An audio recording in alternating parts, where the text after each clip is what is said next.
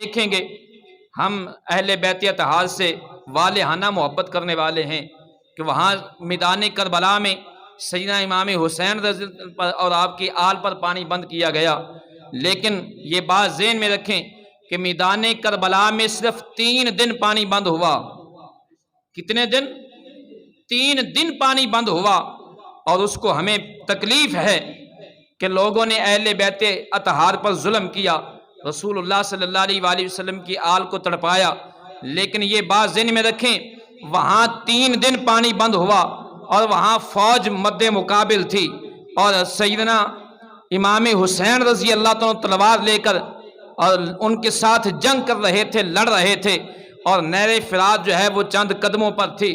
اور اگر وہاں میدان کربلا میں گڑھا کھودا جاتا تو وہاں سے پانی کے چشمے پھوٹ پڑتے تھے، حتیٰ کہ ایک تاریخ میں آتا بھی ہے کہ وہاں سے گڑھے کھودے بھی گئے اور وہ پانی گدلا پانی تھا جو تقریباً پینے کے قابل نہیں تھا۔ کہیں بھی نہر ہو اور نہر کے قریب اگر گڑھا کھود دیا جائے یا دریا کے قریب گڑھا کھود دیا جائے تو پانی کے چشمے پھوٹ پڑتے ہیں، پانی جو ہے وہ اوپر آ جاتا ہے۔ بہرحال اس کے باوجود کوفیوں نے امام حسین رضی اللہ تعالیٰ عنہ اور آپ کی آل کو پانی نہ پینے دیا، اور پانی کی بوند تک جو ہے وہ آل ترستی رہی، لیکن وہاں 3 دن کا معاملہ تھا۔ اور یہاں غور کریں ادھر سیدنا عثمان غنی رضی اللہ عنہ پر 3 دن پانی بند نہیں ہوا بلکہ پورے 50 دن پانی بند کیا گیا، اور مولا علی کرم اللہ وجہ الکریم آپ نے اپنے دونوں صاحبزادوں امام حسن اور امام حسین رضی اللہ عنہ کو مشکیزہ پانی کا دے کر بھیجا کہ ہو سکتا ہے یہ بلوائیے جو ہیں یہ حسنین کریمین کا حیا کریں گے اور پانی جو ہے عثمان غنی تک پہنچ جائے گا، لیکن انہوں نے حسنین کریمین کا بھی حیا نہ کیا اور مشکیزے کو جو ہے وہ چھنی کر دیا، پانی کی ایک بوند نہ جانے دی، حتیٰ کہ حسنین کریمین کی بے ادبی بھی کی گئی، ان کی گستاخی بھی کی گئی، ان کو برا بھلا بھی کہا گیا، اور نبی پاک صلی اللہ علیہ وآلہ وسلم کی زوجہ محترمہ آپ گئیاں سیدہ حفصہ رضی اللہ تعالیٰ عنہ سیدنا عثمان غنی رضی اللہ کے پاس جو لوگوں کی امانتیں تھیں،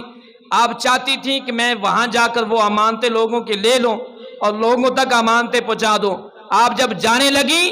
آپ نے پانی کا مشکیزہ ساتھ لیا کہ ہو سکتا ہے پانی وہاں تک پہنچ جائے، لیکن سیدہ حفصہ رضی اللہ تعالی عنہا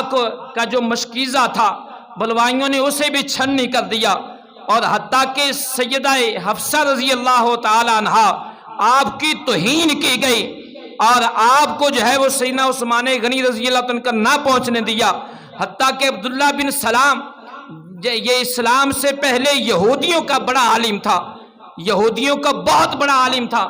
اور اسلام جب لایا تو اسلام کے اندر بھی اس کی بہت بڑی خدمتیں ہیں۔ وہ آئے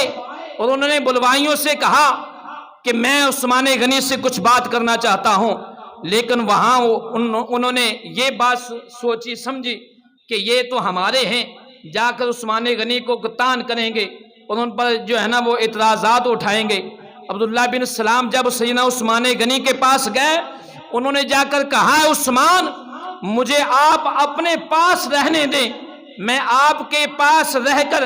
آپ کی مدد کروں گا اور نہ کچھ کر سکا تو آپ کے ساتھ جامع شہادت پا جاؤں گا۔ سیدنا عثمان غنی رضی اللہ عنہ نے فرمایا عبداللہ بن سلام کو، فرمایا تمہیں اس حق کی قسم ہے